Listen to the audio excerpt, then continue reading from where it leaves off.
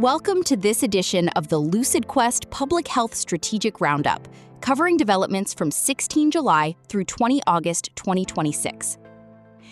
The defining story of this reporting period is that public health progress is increasingly being shaped not only by new treatments, but by better evidence, prevention, access, and the ability of health systems to deliver innovation effectively.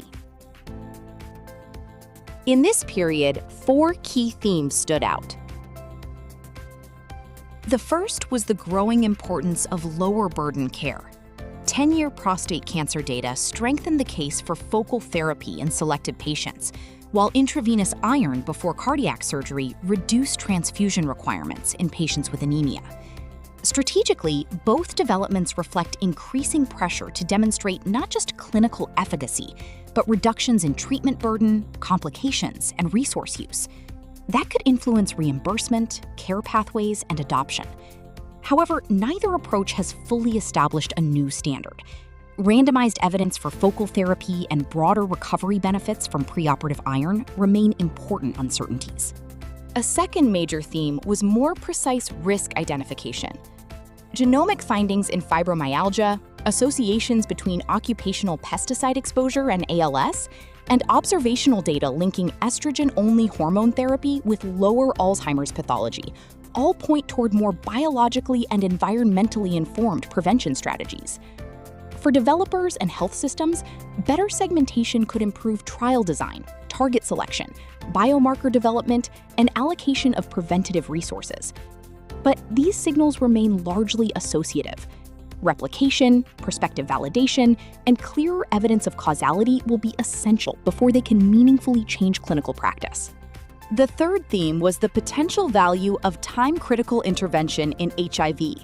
A combination of antiretroviral therapy, neutralizing antibodies, and leronlimab cleared HIV in a newborn non-human primate model when treatment began shortly after infection.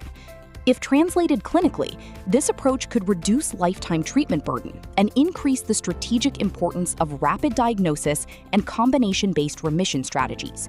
For now, the evidence remains preclinical, with the treatment window, durability, safety, and transferability to humans still unresolved. The final theme involved health system capacity. WHO and UNICEF data showed major sanitation and environmental cleaning gaps in healthcare facilities, while Research for Life highlighted the role of scientific access in strengthening research participation and evidence-based care.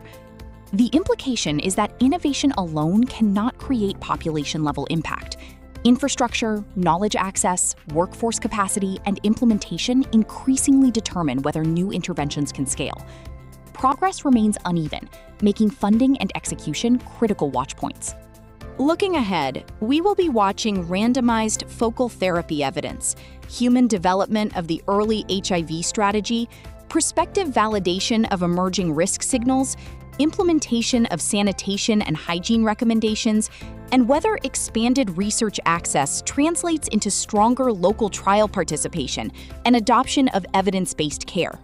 The key takeaway is that future public health advantage will increasingly depend on connecting innovation with lower burden care, prevention, evidence generation, and delivery systems capable of reaching populations at scale. Thank you for joining this edition of the LucidQuest Strategic Roundup. For more healthcare market intelligence and strategic analysis, visit www.lqventures.com.